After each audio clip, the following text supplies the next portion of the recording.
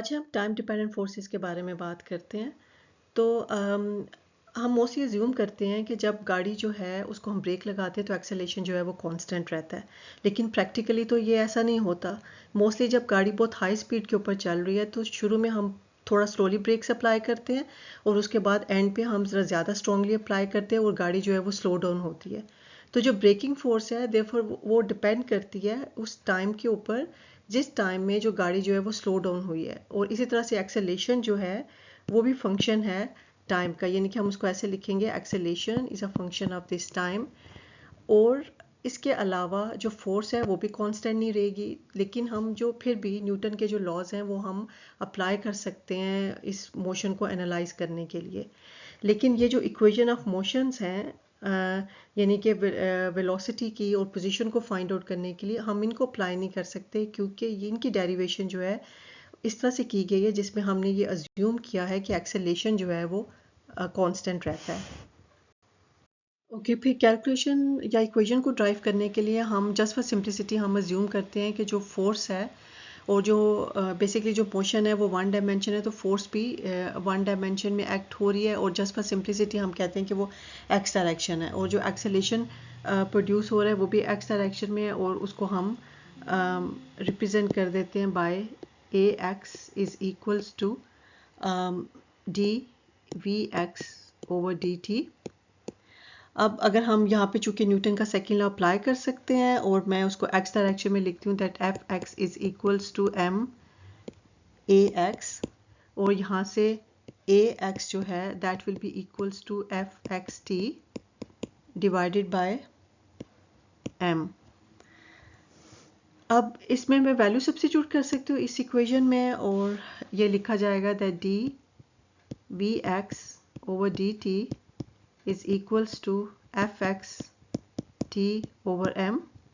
So dvx is equals to fx t divided by m times dt. अब हम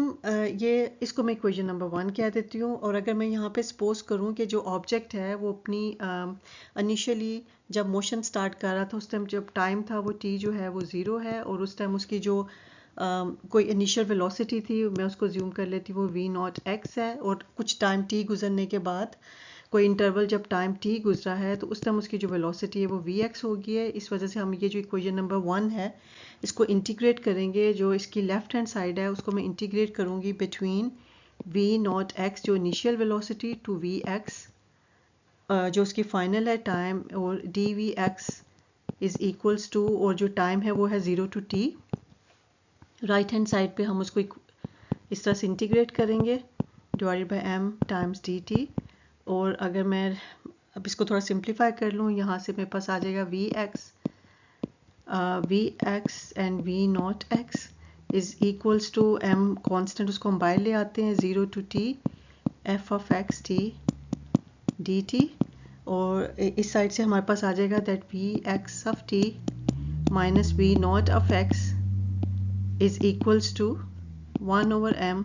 integral 0 to t f of x t dt। इस equation को मैं ऐसे भी लिख सकती हूँ v of x t is equals to v naught of x plus 1 over m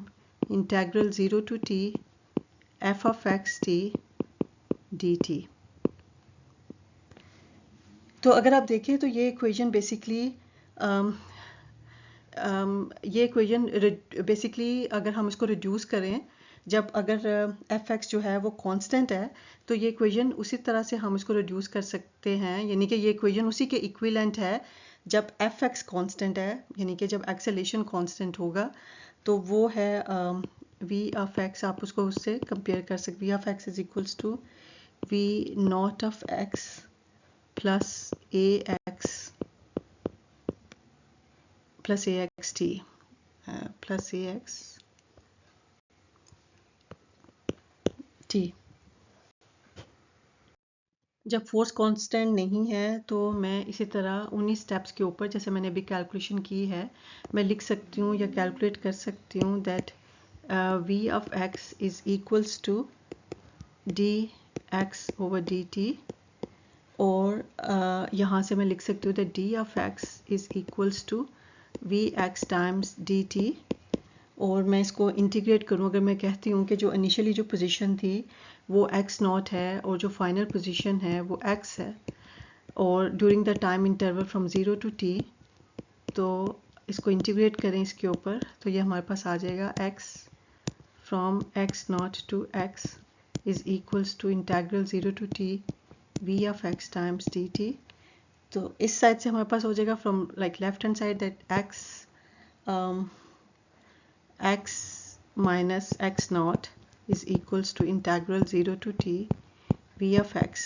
dt। और इसको अगर हम थोड़ा सिंप्लीफाई करें that x of t is equals to x naught plus integral 0 t vx dt। So इसका मतलब है कि हम यहाँ से position as a function of the time जो है वो कैलकुलेट कर सकते हैं।